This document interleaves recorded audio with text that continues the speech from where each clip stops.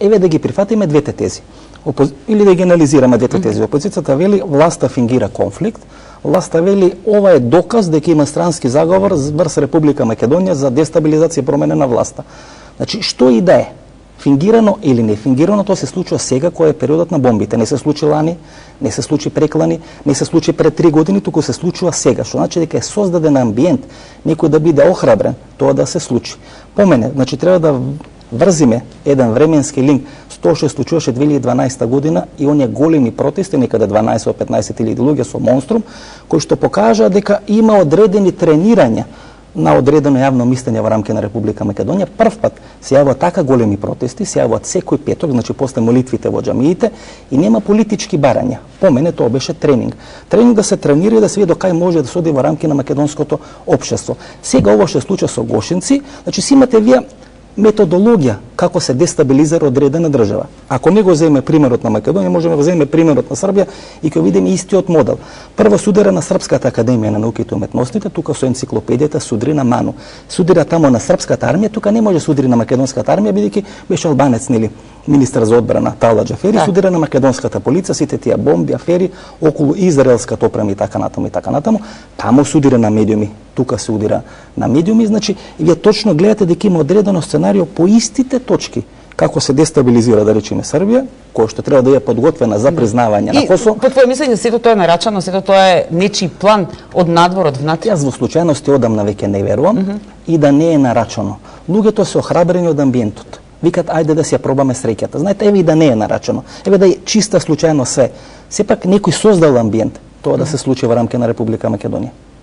А тоа што, например, немаше осуда на тоа што се случуваше, нели, во Гошинце од најголемите, еве, светски сили, да ги кажем. Дали е тоа индикативно? Ите. Еве, од Русија имаше, од Брисел имаше, од некои други немаше. Богатинов, знаете, ние мораме да разликуваме однесување на американската номенклатура во два сегменти, како се однесот демократите и како се однесот републиканците.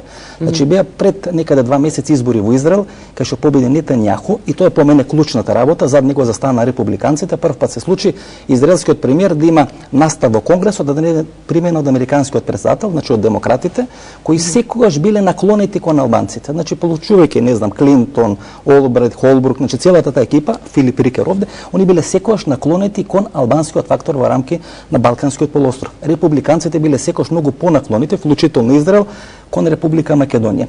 Затоа вие немате реакции.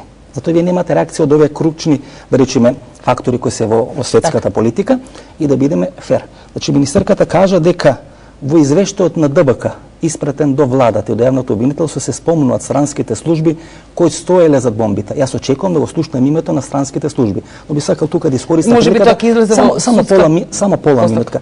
Приметувате како Холандија одработува во целиот овој период, во изминатите 2 или 3 години. Емисии финансирани од Холандија, Амстердамска тројка финансирана од Холандија, Артан Груби кој ги правеше тапачките 2011 година, вработен во Холандија и така натаму во холандската амбасада.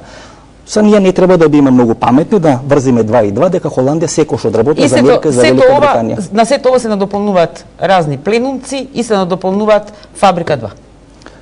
Фабрика 2 се скара вчера. Фабрика 2, ако приметувате, односно новинарите кои работат за Фабрика 2, не застана зад референдумот. Правеа се и се што. Ја напаѓаа МТВ. Збора илустрираме и мене. Се и се што правеа, меѓутоа не застана, не одаа сите да се гушкат за референдумот.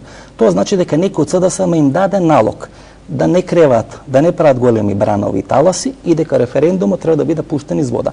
Ако треба да бараме човек кој всушност го пушти референдумот из вода, тоа не е ни Жерновски, тоа не е ни, ајде да речеме, граѓаните на општина Центар, тоа е опозицијата која не сакаше да има успешен референдум. И не сакаше да му одработи на Жерновски. Апсолутно. Така.